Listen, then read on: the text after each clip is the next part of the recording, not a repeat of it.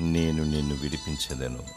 ఇర్మియా 39 17 పాపపు బంధకాల చేత సాతాను కబంధహస్తాల్లో చిక్కుకుపోయావా? చీకటి బ్రతుకులో కొట్టుమిట్టాడుచున్నావా? ఇహలోకపు వ్యసనాలతో కుమిలిపోతున్నావా?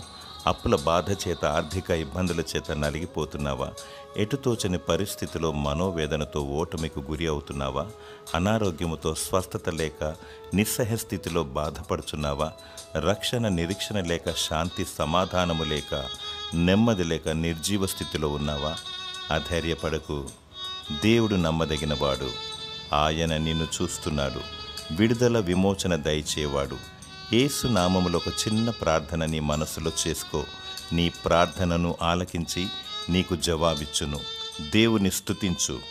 దేవుడు నీకు నిత్య సంతోషము, సమాధానమును, విడుదల మరియు స్వస్థత దయచేయునుగాక. ఆమేన్.